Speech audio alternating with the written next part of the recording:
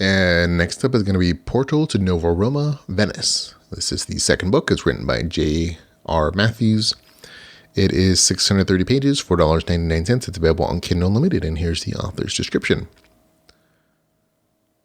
Alexander and his Grey Legion have managed to escape Nova Roma, and more importantly, learned that the rest of the world may not be as ravaged by monsters as they had all thought. Join them as they set sail for the ancient city of Venice, the queen of the Adriatic, to try to learn more about the wider world outside Nova Roma. Along the way, they'll encounter a growing plague of deadly pirates, deceitful old merchant families out to quash any new competitors in the region, mysterious new allies, and much more. Just as Alexander is starting to feel hope that humanity may actually survive, something happens to tear him away from everyone and everything he has come to care about. Lost, shackled, and without the majority of his skills, Alexander will be forced to confront a new side of himself, a darker, more violent side that threatens to take control of his mind and the new powers he has managed to craft for himself. If he can't manage to resist the growing corruption of his mind, he may not just be a danger to himself and those he cares about, but may become a danger to the very world itself. Okay, that's actually a really nice novel description.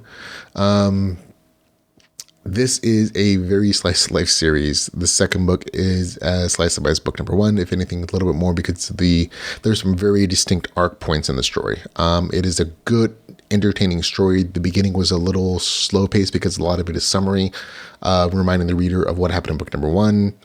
Reminding who characters are, and also just like a summary of time, which I'm never really a big fan of when you take months and months and months and you kind of condense them into a couple paragraphs. Authors sometimes feel it needs to so that they can show like the progression for the characters or in this case, city building. So it exists. Not my favorite part, but I understand why it exists. The story after that, though, very quickly paced, lots of good action, lots of adventure.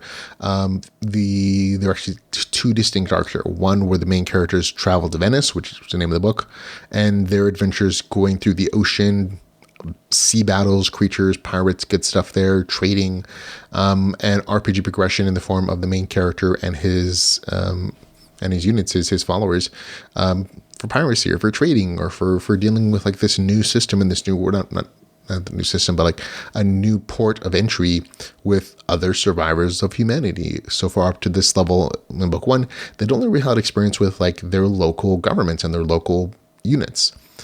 Here they're seeing the authors really expanding into different locales into the world, and that means different histories, different units, different power distributions and classes and stuff, and all that is very nicely and entertainingly expressed.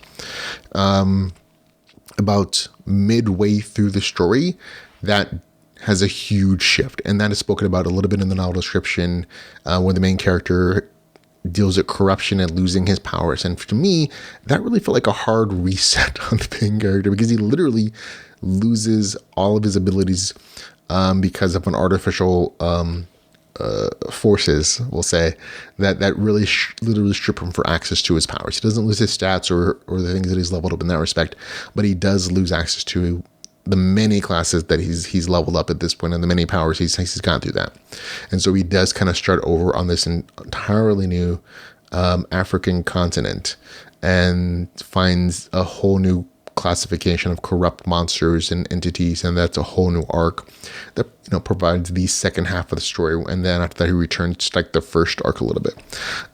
So it was a very interesting expression that really kind of summarizes the slight of life plot. Like, sometimes the author just goes along and he might get a little bored and stuff, and so he just takes a left turn sometimes in the story world to keep the story interesting. And I thought it continued to be interesting. Some readers don't like those left turns.